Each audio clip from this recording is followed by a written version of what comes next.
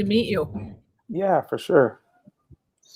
Well, we're live, so we'll see how this goes. I noticed that Awesome. when I streamed this morning, I only hooked up to a couple of the pages instead of all of the pages, and then went in and shared, so we'll see how it goes.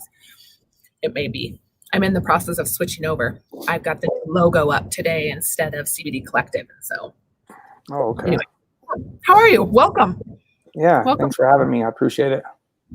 For sure. I'm excited to hear your story and how you got started on this mission and where it's headed. The light's better over here. So are you from Utah? Yeah, I'm originally from Utah. Okay. Nice. So, born and raised, but I've lived other places. Lived in California, lived in Tennessee, moved around a bit when I was younger. Okay. And you're back in Utah? Yeah. Okay. I'm from Wyoming originally, and I feel like I'm hooked here. Every time I talk to somebody and they're like, well, we're going to go up to the mountains to camp. That's why we love where we live. And I'm like, no. You don't have mountains. We have mountains. Right. Yeah, exactly. Anyways, well, cool. Well, I'm glad to have you here, and I'm glad to have you on our show. But tell me a little bit about yourself and who you are. And welcome, everybody. If you're on, say hello. I'm really excited about this show. Weldons, I'm excited to hear your story and what you've got going. I've heard from a lot of people. So. Yeah. So, I'm originally in the entertainment industry. And I got in cannabis, was exposed to cannabis from listening to Snoop Dogg. So, in 1990, I think it was 92, 93, when, Dr. Dre and the Chronic came out, and then Snoop Dogg and Doggy Style, that sort of led me to experiment with cannabis. And, it sort of got my creative juices flowing. And next thing you know, I was like, I want to be in music. And I'd say about a couple of years later, I ended up in Los Angeles, California, bumping into some of these people I was listening to. My way into the music industry, and eventually producing songs with people, Tupac Shakur's recording group and other people. And so I decided to launch my own record label. I figured I got all these contacts in the music industry, and, I ended up being pretty good at making beats and, just networking. And so I ended up basically connecting with all the legends on the West Coast, and I launched my own record label. And although I was living in Utah, I was working out of Los Angeles. And so, there's not a lot of music acts in Utah, especially, those big of acts. And so I sort of put the crosshairs on my back from the people, the local authorities here in Utah. And so I was bringing Snoop and them out here. I was bringing Mac Dre out here. And, sort of got the local authorities interested in what I was doing. We made a Snoop Dogg video called Little More Dope to Smoke, and they somehow got the raw footage to that video and seeing that we were smoking weed. And, I don't think they liked the idea of that, hip hop weed smoking culture, being brought to Utah on that big of a level. And so, and so they sent an informant to kind of see what we were doing, asked him to purchase some cannabis just to try to, make his way into the circle and see what was going on. And all he ended up getting was $300 worth of cannabis on three occasions. And so with that, a federal prosecutor was able to take those transactions and create a 20-count federal indictment where I was facing 105 years of mandatory imprisonment if convicted at trial. Yeah, they weren't playing. And so my attorney basically found out that they were hoping that putting pressure on me would lead to the prosecution of famous rappers like Snoop Dogg. And when they realized that wasn't going to happen under any circumstance, we were forced to go to trial. And and so we went to trial. We contested a lot of the charges because they put a bunch of phony enhancement charges that were not true. And so we went to trial and we won some of them, but we lost some. So I ended up with a 55-year mandatory minimum. And the judge, I had a very conservative George W. Bush appointee who, scared us. We thought, okay, he's going to give me, my minimum was 55, and he could have given me up to 65. And so we were worried, about it because this judge wasn't good for our trial. Like, he denied us on our evidentiary rulings and suppression hearings. And so, but we were shocked that he ended up calling this punishment cruel, unjust, and irrational. And he did something no federal judge had ever done, and that was call on the president to commute my sentence as he was sentencing me. So yeah, so he literally Okay. said, while I have to impose this unjust sentence, I call on the president to commute it to something more just. And so it was shocked. The legal community was going crazy when they heard this. And so my judge also reached out to Congress. And after he sentenced me, he went and testified before the Senate about changing mandatory minimums. And so it was amazing what this judge did. And when I lost all my appeals, he did something unusual, and he stepped down from the bench because of it. This is a lifetime appointment to the federal bench. It's a very prestigious job, and he walked away from it. He said he didn't want to be a part of a system that did this to people, and basically it hurt his conscience. It bothered him for years, and so I think I was in my 12th year of imprisonment. 12th year of imprisonment. He went on ABC Nightline for the first time and was like, I have to go public because this is eating me up. And he revealed that he had actually driven by the prison I was at a few times just to see where I was living because of what he was forced to do. And he said it's haunted him. And so he actually, when we created this campaign while I was in prison, me and my sister, to get me out when Obama was elected. And we had Senators Mike Lee and Rand Paul and Cory Booker and a few others. And we had celebrities like Alicia Keys and Bonnie Raitt. And Judge Cassell was a part of that coalition. And so he wrote President Obama a letter basically clarifying that had he had the discretion, I would have already been released from prison. And so I think that letter, with the support of everyone else, I think was really what did it, because a few months later I was home. Gave me goosebumps, but it really sickens me that this is happening and that this is what we're battling in our court system, right? As you were on this journey, what are some of the things that you discovered and found, whether in court, how many other citizens, I guess, or victims, how many people are falling victim to our criminal system with the battle of drugs and non-violent drug charges?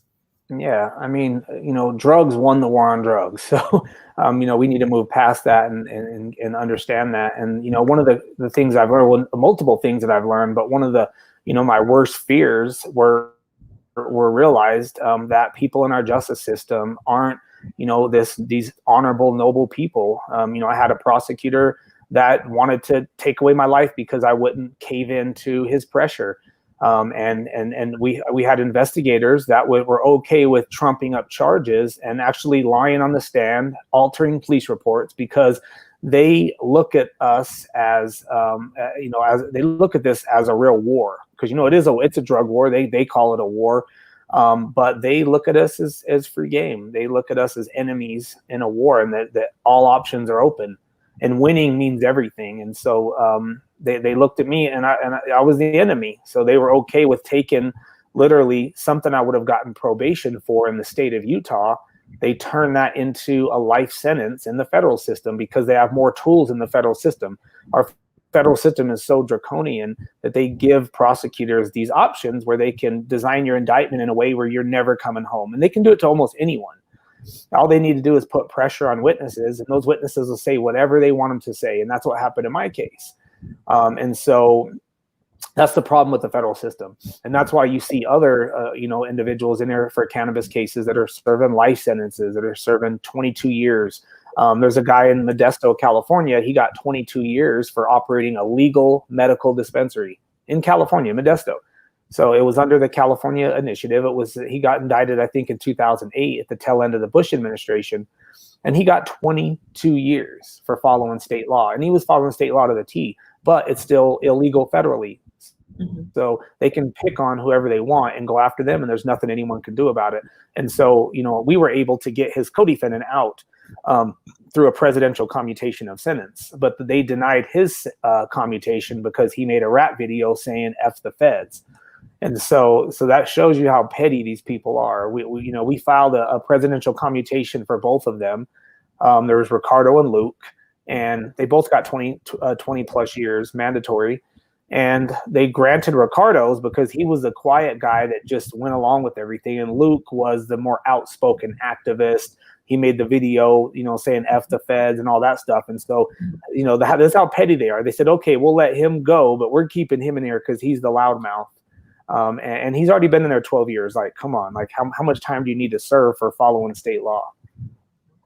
Well, and I think it goes both ways, right? We get people that are over sentenced and under sentenced big time.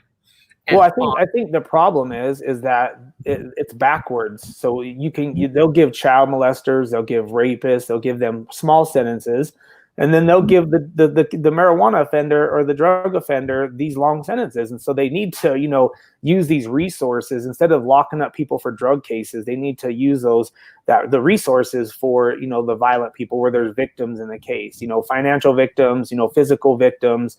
Because I believe if no one was victimized, no one was harmed physically or financially, there shouldn't be any prison even on the table.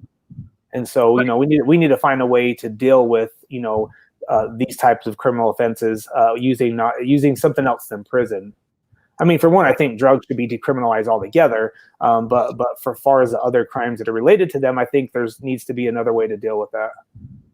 So along this mission, tell me or your path, right? You said something earlier that we were able to get somebody out. You've now created a foundation to help in this mission, right? Tell me a little bit about this and what does it look like and how do we get involved? Yeah. So when I got out 4 years ago, I hit the ground running. I started working immediately with the Koch brothers, who were also my biggest supporters. I started working with Senator Mike Lee and Cory Booker and Van Jones, and we went to the White House. We started working with the Trump administration on criminal justice reform. And I think like 18 months into that relationship, we passed the first comprehensive federal criminal justice reform since 1970 called the First Step Act. And the First Step Act was amazing, and it's given us tools to help get people out using what's called compassionate release. And so when we were at the White House celebrating this, I realized that although this law we passed is amazing, it doesn't directly benefit those who are in there for purely cannabis cases. It can benefit them procedurally, but just as a group, as a category, it doesn't say, okay, if you have a cannabis case, you get less time. So that's why I decided to found a nonprofit, and our first initiative was Mission Green. And Mission Green focuses exclusively on those who are in there for cannabis cases. My nonprofit's called the Weldon Project. So we do various things. Like we just recently got out former bad boy rapper Loon, and that was through the Weldon Project. But Mission Green is an entity that worked to get Luke's co-defendant out. That's working with the White House to get other people out who are like Luke. And so in February, we met with the White House and their staff about commuting these individual sentences. If you got a cannabis case, you're low level, you're not cartel, if you fit this criteria, they're going to look at commuting their sentence this November. And so at that meeting, we promised to follow up with the list. And so we're putting together a list now, and we're going to submit that to the White House. And we're hoping in November to see a bunch of those individuals released. However, we can't commute our way out of this problem because there are thousands of people in there. And so the Congress has to legislate a fix for this. And so, but in the meantime, my nonprofit is working, on the individual level. We're picking up individual cases and we're advocating for their freedom. And when they get out, we're also trying to pair them with jobs in the cannabis industry. There are individuals, in California that, we're working with Caliva and other companies like that to get them back in the industry that they know best. And so that's what the Weldon Project and Mission Green does. And we also work with cannabis companies as far as our funding mechanism, because we believe the cannabis industry should be funding this initiative because they're out there making millions while the people who laid the groundwork like Luke are still in prison, suffering the effects of prohibition. And so, they should be benefiting from the legal industry. You brought something up is those that really laid the ground before now have really had targets on your backs. You really have. And Luke's story was one of those stories that helped move the needle in favor of full legalization in California and other states. These, horror stories, basically, push the needle in favor of legalization. And so because of that, we need to support them. They paid the ultimate price and lost, over 2 decades of his life. And so because he stood up to fight them, he could have laid down and took a plea deal and he would have been home right now. but he fought them at trial. He took them to trial and risked his, 22 years rather than taking the easy way out the plea deal, because he wanted to bring attention to this, to try to create some change. And so, while he helped create change, he lost a decade plus or 2 decades of his life. So how do people get involved? What does it look like to be involved with your organization or to support you? Yeah, and so we work with companies and individuals. Individuals can either, they can donate directly, or they can, promote our cause. But for companies, we do a number of different programs. We have a sticker program where cannabis companies can, put these Mission Green stickers on their products, and then a percentage of the sales goes to Mission Green. We're also doing a big packaging deal with Kush Supply Co. And any cannabis or CBD company can buy this Mission Green packaging, and 50% of the sale goes directly to Mission Green. And so Kush has basically allocated $1 million worth of packaging, and they're going to try to sell all of it and give half of it to Mission Green. And so that's something that launches in the next couple of weeks. So that's a really exciting program. And so, basically, we need funding to do this hard work. And, the more, the more we have, the more resources, the more people we have working for us, the more we can do. Because we've done a lot of this with a very small staff, and, it's sort of been a one-man show for a while, but we want to expand. People are seeing results. They're seeing we're getting people home. We're also working and really close to having Sean Worsley out of jail. And so we're working with his family and his lawyers and team behind the scenes to try to get him resentenced to community confinement, basically house arrest, to get him out of prison. So, yeah. I'm pretty sure that it is not the amount of work that goes in behind the scenes. It's not recognized, right? That these legal battles are long, hard hours and a lot of work, and it costs a lot of money, right? That one person out is not an overnight job. Like you said, you've been out for 4 years now and have been up to the White House a number of times. You've met with a number of people all over the nation. And how many overall have you guys been successful in releasing? I mean, we've actually gotten a lot of people out, but some of the cases, we got out using the court system, and those, aren't really ones that make the news, because it's just a legal mechanism. They get out and they go on with their life, and we usually work with an attorney, and then the attorney, gets the credit. We don't promote it. We don't advertise our success, except, the Loon thing was different. The Sean Worsley thing's different because, that's a big case. And some of these cases don't have any media attention. And so they just get out and they go on with their lives. And some of them don't want to work in cannabis. They don't want to advocate. They just want to get their family back and move on. And so, and a lot of the work we do is behind the scenes, for instance, the Sean Worsley, we're not out there, promoting it, because we have to be quiet, and we're working behind the scenes back channels to try to get him out, using our Koch connections, our Republican connections to work on that. And a lot of these are done behind the scenes. The Loon thing was, one of the ones that was really personal for me, because, I've been working on it for 19 months, and I had met with the president for him, and he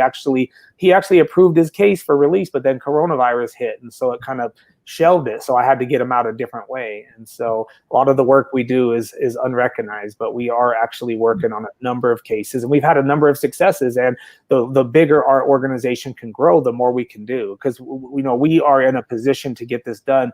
We're uniquely suited because we work with the White House, we work with governors across the country, we work with lawmakers, we work with the best attorneys in the country. And so the better suited our nonprofit is, I think the more good work we can do. I 100% agree with you. And I think this goes to, we talk about this all the time on our show. We have to be a community, right? We together are going to rise or we're going to sink. And right now is our chance to step in and really make change. And one person will not be as successful as joining together. I always say that, the reason we built this organization and are doing what we're doing is to support associations and organizations like yours, so that when we have somebody that comes to us and says, hey, we really need help with somebody, or we've got some legal issues, or we want to help with reform and change some rules and laws, I want to be able to direct people and connect people to you. And utilize our networks to strengthen the industry.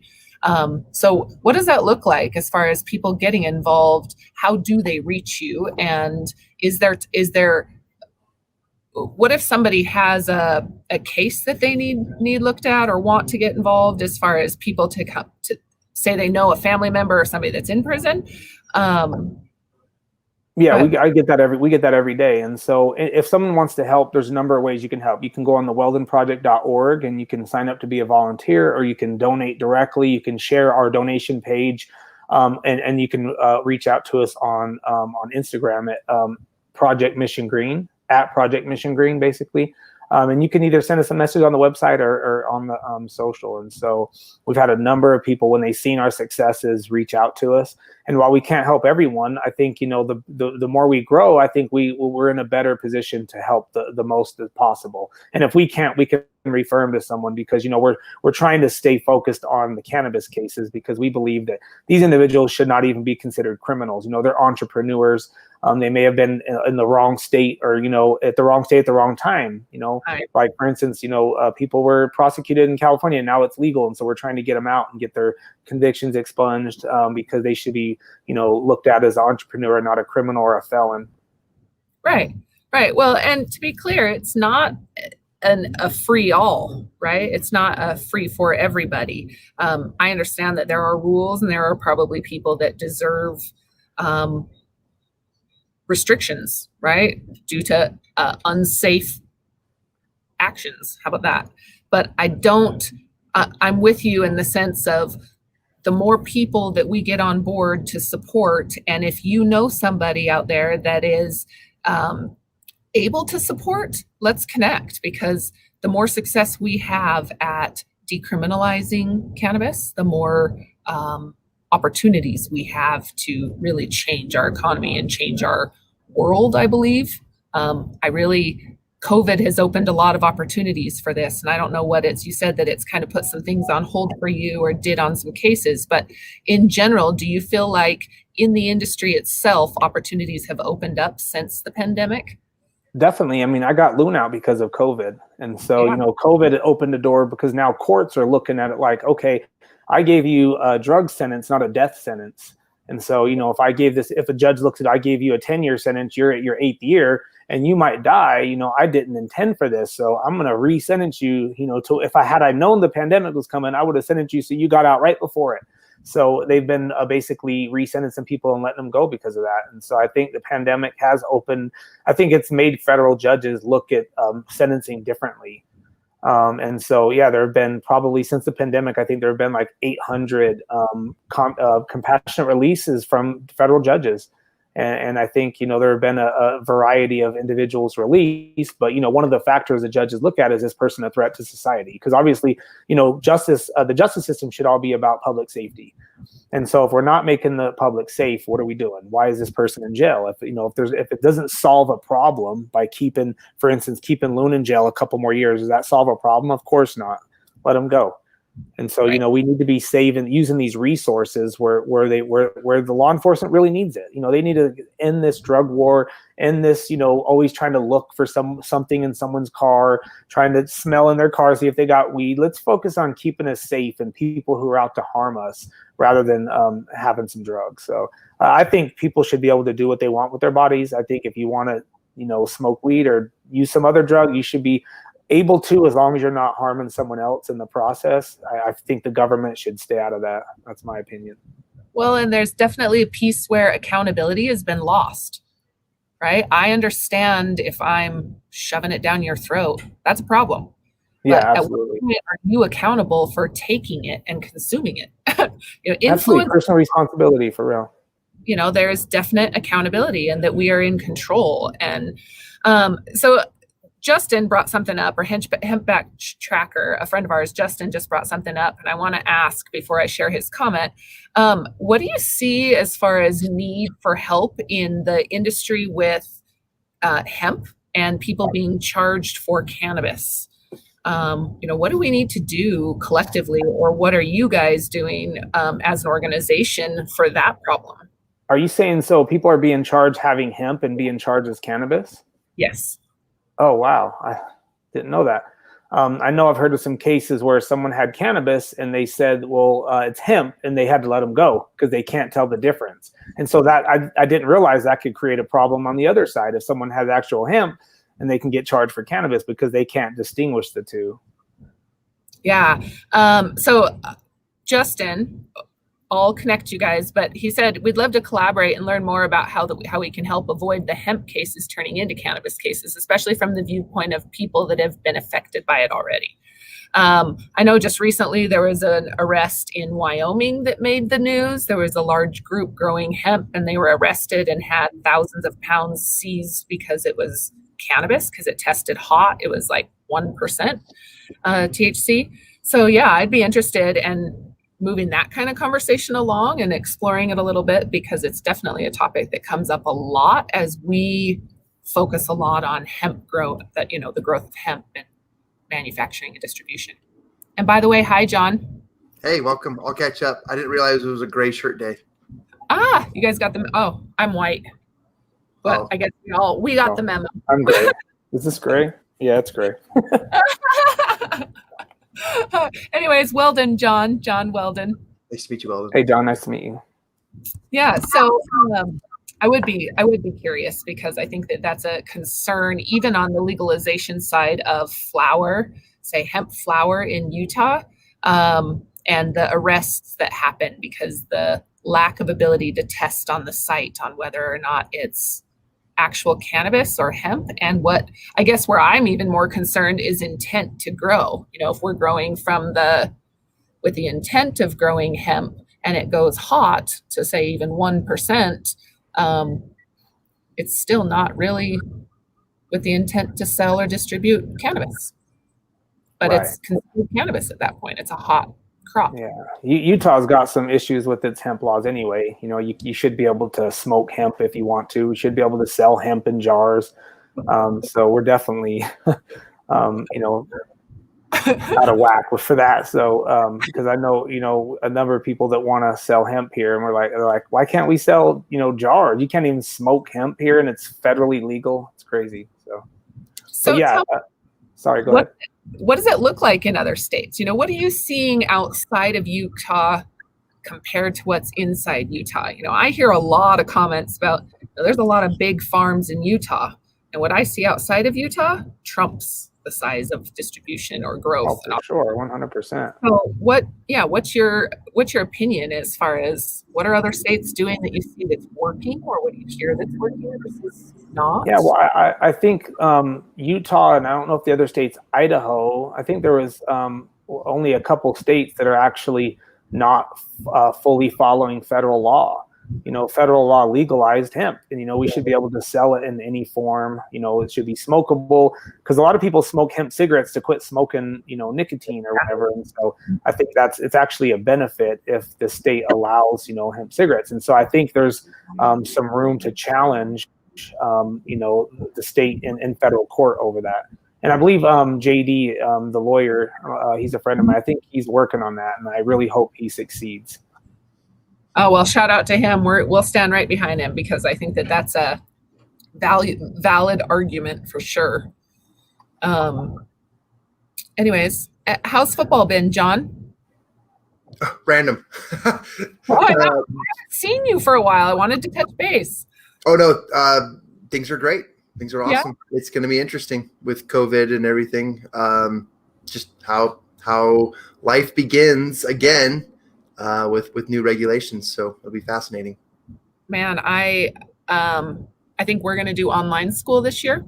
I heard that kids, if you're exposed to COVID, that you cannot play sports, and so I'm not positive about that, but I am curious to see how it goes for the sake of our volleyball team. I think we're going to do online school and then let her play, but we'll see.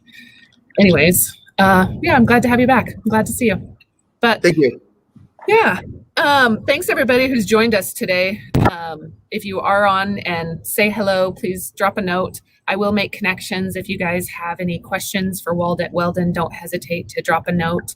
I have a question. As you grew your business, Weldon, and your board, what did that look like? When did you realize that, you know, you're really ready to build your board out, and how big is your board? And you're represented nationally and globally. Nationally? Yeah, so when I first had this idea, I reached out to one of my partners who I used to work in the music industry with, and so he was a fellow producer. He had done a lot of big records. He even done some movies, the Matthew McConaughey Lincoln Lawyer movie. So he did the soundtrack for that. And so, he had experience with, racial profiling in California, being a rich black guy driving a $150,000 Benz. And so, he had been pulled over and harassed about the odor of marijuana. He doesn't even smoke. So, when after we passed the First Step Act, we both had, talked about this issue. And so we said, let's go big and let's focus on it. And so he became my co-founder, and we immediately reached out to entertainers to be on our board of advisors. And, one of the first people we put on our board was NBA Hall of Famer Kevin Garnett. And so Kevin Garnett was on our board. We have a number of filmmakers and other people. But like I said, we're still small and we're just in the process of growing. And I think this Kush Supply Co deal is going to allow us to expand our staff and really, help us kick this off, because it's really been a one-man show for the last 2 years. But we're ready to expand and just really kick some ass and get more people home and raise some awareness, because, we're, like I said, we're uniquely suited. We work with the White House, we work with governors, we have, the entertainment industry behind us, and, we're working to get other people on our board like Ty Dolla $ign and, potentially Snoop and other people that are interested in this cause, to try to get them and use their influence to help us make change. And, and we're diverse because we work with conservatives too. And, I got a lot of conservative friends. And so, we work behind the scenes with them, and they do a fabulous job at helping with this. And so we're happy now that the Koch network supports legalization. So that's, a big help for sure. Well, and it says a lot, there's a power of influence that comes with this. And it really is, I'm impressed by how you've put it together. I'm in that process right now. We're in that process right now. And it's hard. It's hard with especially not being able to travel and meet people face to face and figuring out where everybody fits. And unlike any other drug or industry, cannabis is in everything and everyone, and it's everywhere. You get high profile people and people that are just starting their careers, right? That are consuming or using or have fallen victim to a court system error. I mean, that's what I'll call it. It really is we have been so misinformed for so long about the effects of cannabis or the wrong, we've been miseducated. Absolutely. Yeah. Yep. What something I'm really passionate about and that has really come up often as we're growing our association is education. What are you guys doing, or what do you foresee in the future as far as education? I feel like you guys have done a really good job at building this powerful influence. How do we bridge the gap? As far as, can you repeat the question? Sorry. That's okay. I guess first, what do you see in the future as far as education from your organization, or has that been something that's been discussed and talked about? And when I say education, almost from bridging the gap from the other side, or how do you bridge that gap from those of influence to those that are not, right? So we primarily focus obviously on freedom, because there's nothing more important than freedom. And then those that are getting out, we want to make sure they, can be successful, because if someone gets out of prison and, they're in the same position they were in when they went to prison, they're likely going to go back to prison. Because the system just, recycles us, and they set us up for failure. So, we want them to get out and be successful, whether or not it's in the cannabis industry. We want them, because all of us, we represent each other. So if I got out and I went right back to prison, I would make everyone else look bad. And so people are like, oh, maybe we shouldn't change the system, because look what happens. And so, and really reentry starts on day one, but the prison doesn't provide enough programs for people to get out and be successful. And so that's something that we're trying to focus on. We're trying to pair people with companies that want to hire them, pair them with resources and just ways to get them to succeed. And so we primarily focus on that. We're also creating a reentry program, so when they get out, that they can have these resources, have accesses to education and just quality jobs where they can actually get out and make a decent living, and they don't have to go back to what they were doing before. I love it. I love it. What types of jobs are you seeing in the cannabis space that are highly sought after, or that you've been able to even place in? We'll see a lot of people, when they get out, and I don't blame them. A lot of people want to be CEOs. They want to get out immediately and have their own business and make $1 million. And so, we're trying to get those who are, in the traditional market, when they get out, we want to get them in the legal market and let them, start out at whatever, fits their particular experience. And so like Luke, for instance, he'd get out, he'd be able to jump right in Kaliva at a high level position because he was the CEO of a pretty big size medicinal dispensary. Now, if it's someone else who was more in the traditional market, didn't have access, he wasn't actually in the legal industry, that we would probably start, at a lower level and kind of work their way up. Sure. And eventually help them get licensing. We're working also with Cresco Labs, and we're going to try to develop something with Cresco where we can get people out and get them licensed if they have the skills and the want to actually do it. That we can help get them in a licensed or get them a license and get them the resources to be able to actually be successful. Because a lot of people get a license and it just sits there. They don't have the funding, they don't have the experience, the expertise to do anything with it. So the license just sits there and goes away. So we basically want to help, get them the resources they need to actually be successful and maintain the license and, be competitive. I love this. Well, I want to help you in this mission specifically. We get a lot of people that come to us with questions and jobs. Is there a way to educate about the cannabis industry in the prison system? Have you? Yeah, not in the federal system, just because the federal system treats it, like it's illegal. And one of the problems is we have people in federal prison that are coming home. We can't get them in cannabis positions because they're on federal probation. And so federal probation would make it a crime for them to work in the industry. And so we have to deal with that a different way. And so with the state guys, it's no problem. But with the federal guys, we might be able to get them a job at like a corporation that's, in cannabis, but not at an actual dispensary or facility. And so that's the difference. So Justin made a comment earlier I wanted to share. Iowa bans smokable hemp flower to ease the burden of false positive flower with medical use cannabis. So I think that the legalization or banning of hemp flower, I mean, it's definitely a concern as far as the false positives for testing, right? And then, do you feel like the White House has federal legalization on the horizon? I actually saw an article about that. Yeah, so based on my conversations with the White House when we were there, they were more of the position that if it gets to us, we'll sign it. And they were definitely supportive of the States Act. This is when they were working with Cory Gardner, and I think the president would sign a legalization bill. I don't know if he would sign the MORE Act, but I definitely think he would sign the States Act. Interesting. So it's not something I think they're going to push right now because because of the protests, Trump got pushed into that law and order, mindset that he was in before, with Stephen Miller really in his ear, and they're trying to sow discord between Jared Kushner and Trump because Jared Kushner has really been the driving force behind all the reform. And so Jared Kushner's office has been great on this. And I think, we need to, make sure Jared's successful in that endeavor because he has a lot of people that are trying to push Trump away from that, so all his, hard law and order folks in there, Stephen Miller being the main guy. Interesting. I am not educated on this piece enough at all. I need to be. Yeah. I need to grab my charger. Hold on. My computer's going to die. You're all right. No worries. Nice question.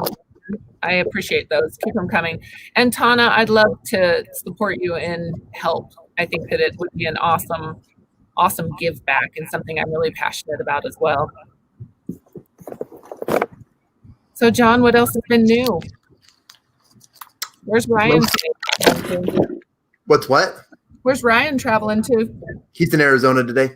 Oh, nice. Yeah, there's he's getting approved on a huge partnership for a physical device that will actually allow you to process cards and payments, which is exciting. I've been busy with our networking association, the Champion Circle. We've launched. We're almost filled up to our first group, and we're continuing to grow. So that's been my main biz. Nice, excellent. Tana was saying earlier while you were gone that she would love to help with a reentry program. she understands personally how successful or how hard it can be. And so she'd be a great resource. She's very well connected and supported in the industry. That would be cool. Yeah, reentry is very, very important. So, because if you don't have good reentry when you get out, you're doomed to go back. And so, because the system, one thing about the federal system that's unique, state systems provide parole, where you get out on parole early and you serve the rest of your sentence on parole. But once your sentence is complete in the state, you're free. The federal system took away parole, created supervised release that's on top of your prison sentence. So you have to complete your whole sentence and you get out and you got to serve what's sort of like parole, but you don't get a time off like the state. And so they keep you in the system longer. And so they make it really difficult to succeed. They have a lot of, restrictions, and it's just really tough and really easy to go back. So interesting. Yeah, I'm fascinated learning about this stuff. So what's some advice you'd give somebody that's just getting into the cannabis industry? What would be a piece of advice you give them, seeing the business and understanding the legal ramifications? And yeah, well, I mean, I always tell people definitely that it's still illegal federally, just to keep that in mind, that the federal government can prosecute anyone at any time when there's nothing anyone can do about it. They could literally walk into a dispensary in Colorado or California and indict everyone in there, and there's nothing anyone can do about it. And so as far as advice, as far as the industry, I'm still learning a lot. I recently launched a cannabis brand called Reform Cannabis with 2 E's. I put reefer and reform together. And so with Reform Cannabis, we launched in California in March. So we're actually growing. We're moving to Illinois. And we're hitting other markets like Michigan. And so we're looking to expand. And we did this in partnership with Kush Supply Co. And so a portion of the proceeds from Reform are going to go directly to the commissary accounts of people who are in prison for cannabis. So if you're sitting in prison for cannabis, this brand is going to provide commissary for you for the life of the brand. So that's something really exciting. That's really cool. And Landon, thank you very much. It's good to see you on here. Landon's my brother. Oh yeah? My buddy, yeah. He's a good man. Good man. I have a question about your packaging. If for companies that are interested in purchasing packaging, who are you looking to connect with, and how do people look if they want to actually buy the packaging part? Yeah, they can either contact us or they can contact Kush Supply Co., which won't be available, for at least 10 days. We're going to have a big press release. But basically, we're creating jars, cones, tubes for joint tubes, blunt tubes and it's going to have Mission Green on it. And so this packaging, you buy the packaging with the Mission Green logo, it can still be branded. It's really small logo. And then with that packaging, we're getting 50% of that sale. So Kush is basically losing money and donating it to Mission Green. So it's a really big partnership. We're really excited about it.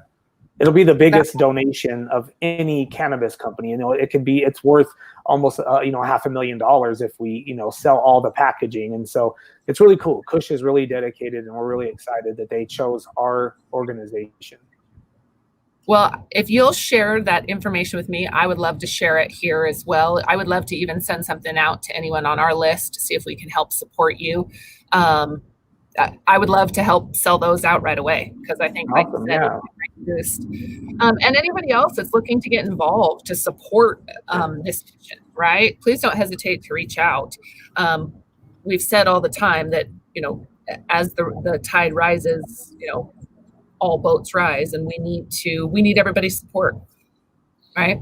Absolutely. And one thing that I would ask people, like if they're looking to support a nonprofit that's in this space, I would ask them to choose us, because one thing unique about Mission Green is we are run by people who have directly been negatively impacted. So we're not founded by some rich, elite individual. We are actually the people who have been harmed by this. And so we know we're better suited and uniquely positioned to champion the system and champion a change. And so I would, ask them to support Mission Green.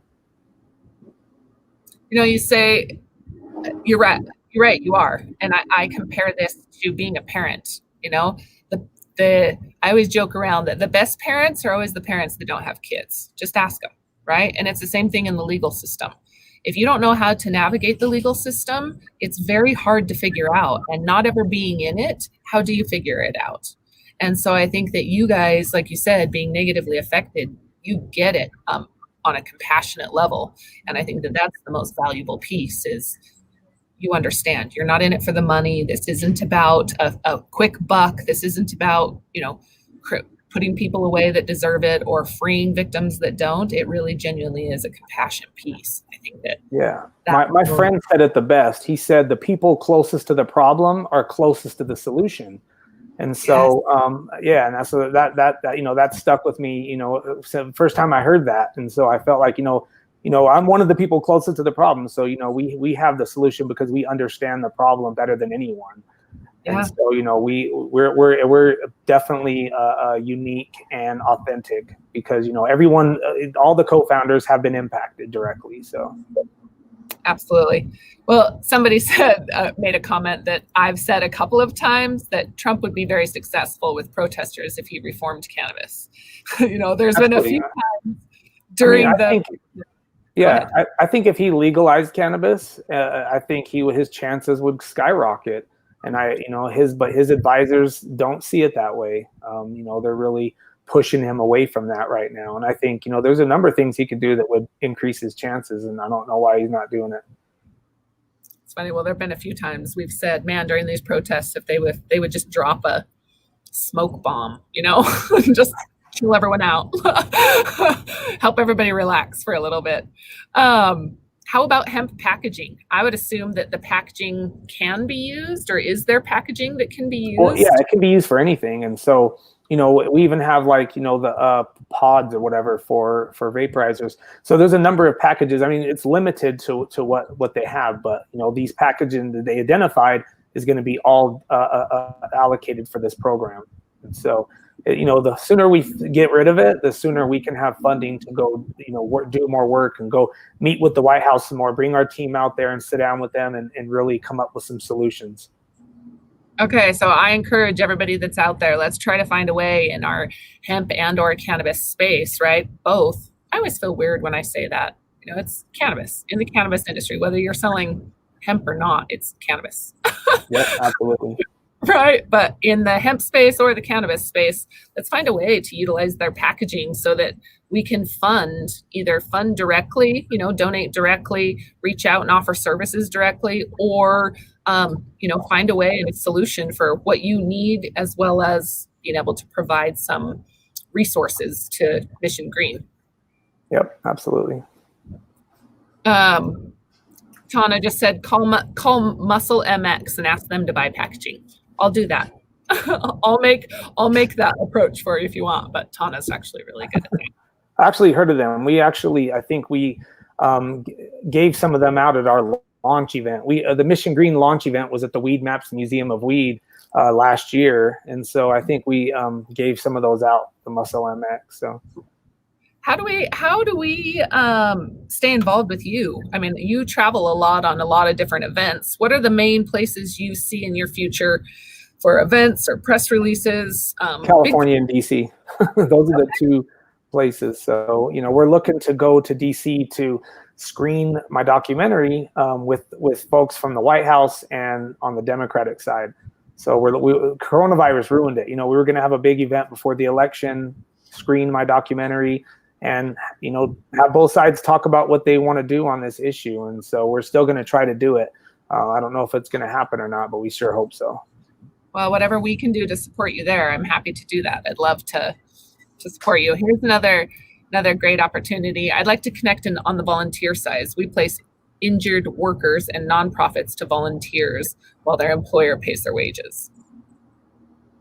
So if that's a volunteer and if an opportunity, I'd love to make the connection. So we have a section on our website that you can sign up for to be a volunteer. So we have a donation and volunteer. And so, we're definitely could use all the volunteers we can get.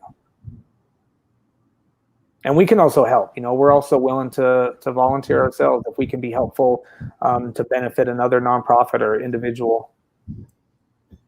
I'd be interested in collaborating on some education. However, we can utilize our platforms and as we grow with the media company to really promote what you're doing and help there. So I would love to see what we can do, and as often as you'd like or need to be able to come back on and share a message, especially as you're looking for additional support or as you see things that need to be addressed. Staying in touch so that we collectively or as a large group can really move the needle. Absolutely. Well, cool. So what do you see in the near future for the industry, for cannabis in general? What do you see? I see more states going legal. They're definitely ahead of the federal government, but I'm hoping we're actually going to get behind an effort to get the MORE Act passed. And if the federal government passes the MORE Act, it's a really amazing piece of legislation. It works to repair the harms caused by prohibition, and it basically, it basically incentivizes states to create social equity programs and really give people like myself opportunities to get in the legal industry, before the corporate elite get a hold of everything. And so I really, am a big supporter of the MORE Act. And so I know we don't have a chance to get it passed, this year, but, we're really hopeful that next year will be an opportunity to pass that. I mean, it boils down to the Senate. So whoever takes the Senate is going to be really a deciding factor on the MORE Act. Tell me a little bit more about the MORE Act. I'm not very educated there. Okay, so the MORE Act basically, it basically has expungements for people who have been convicted for cannabis-related offenses, and it basically deschedules it in the federal system. So now, a lot of people say we want the federal government to fully legalize it. I don't know if the federal government is going to do a good job at that because it's already over-regulated in the states. Like California, it's crazy. Regulation is ridiculous. Taxing is ridiculous. And so having the federal government add a layer on top of that, because the federal government always does everything, much more complex than it needs to be. And so I don't really have much confidence in the federal government to legalize it. I would rather have them deschedule it and let the states, legalize it. And so, but by doing that, some states could keep it criminal in one state and the other state's legal. So that's a problem. And so the MORE Act actually incentivizes states to legalize it. Interesting. Okay. I think decriminalizing it's the best thing we can do. Yeah, I think descheduling it, removing it completely from the federal criminal code is the best thing in my opinion, because then you can vote with your feet. If you don't like your state, move. Right. You can vote with your feet and leave. But the bill does incentivize states to actually legalize it and to stop prosecuting people for sure. One thing I like about California is California can't criminally prosecute people if they get caught with black market or whatever. And so I really like that model. I don't think incarceration is the right way to deal with it, even for the people in the black market. I think it can be dealt with in a different way. What do you see some of those solutions being? I mean, just dealing with it civilly. I mean, definitely, if you're going to put someone in prison, it has to solve a problem and it has to make it safer. If it doesn't make it safer by putting someone in jail, they shouldn't be in jail. We shouldn't be spending resources on keeping that person in there. And so, yeah, definitely. Because most people affected by this are poor people. Brian Stevenson said it perfect. He said, the system treats you better if you're rich and guilty than poor and innocent. And that's certainly true. I was sitting at an event one day next to an attorney who raised a large family, all very successful kids. And he was telling a story about how one of his boys got in some trouble and he went and hired an attorney and immediately was able to fight and get his son out of trouble. Cost a little bit of money, but was out of the system really quick. And he said his friend that was with him who didn't have legal counsel has been stuck in the system ever since. And he says, I feel bad for people that are in this specific class of people they're trapped, and they really are. They're taken advantage of, and once they get stuck in the system, just the number of classes. If you're struggling financially and you get a drug charge, and now you have to take classes and you have to pay $40 or $50 each class. I mean, it's just this. Even on a very small scale, they get stuck, and it's hard to get out. And so, it's a sensitive subject for a lot of people. Yep. And there's also the issue with bail. Bail reform is very a tricky issue. And a lot of people think that the answer to that is removing cash bail completely. And I think that is going to create the biggest problem we've ever seen, because you get rid of cash bail. Now you're at the mercy of a judge who may be biased or not. I think cash bail should be reformed, not repealed completely. I think, we should leave the cash option there, because you might have a biased judge that doesn't like you and says, you know what, I'm going to deny your bail and you're going to stay in prison until you finish your case. So, that's a very important issue. And a lot of states are just removing that aspect of it completely. And that's a problem. Yes. So for Utah, what are your plans in Utah? Do you guys have anything that you're working on? Any projects specifically that you said you have one gentleman that you're working to get out of Utah? No, he's out of Alabama. So, okay. We don't really have many projects here, just because Utah is really not as reform friendly as other states. Okay. So but we definitely, if we find someone here that needs our help, we'll definitely get behind them. Very, very good. Okay, well, I sure appreciate your time. My wheels are spinning about connections and how I can help. I am really interested in trying to help with the immediate sale of product or of your packaging. I think that it's an easy way for people to get behind what you're doing. So what a great opportunity. Shout out to, is it Kush Packaging? Yeah, is that right? Yeah. Shout out. What a great partnership. We'll be sharing the press release in the next week or two. So really excited for that. Program is going to be amazing. Very cool. Well, as soon as you get it, I'll definitely share it as well. I'd love to chat about it again and follow up. Is there anything else that we can do for you specifically or your company? Yeah, I mean, we need help funding. And so if people can share our donation page and send people to the site to, look at our story, look at what we do, and support us. Excellent. I did share the link on Facebook and YouTube.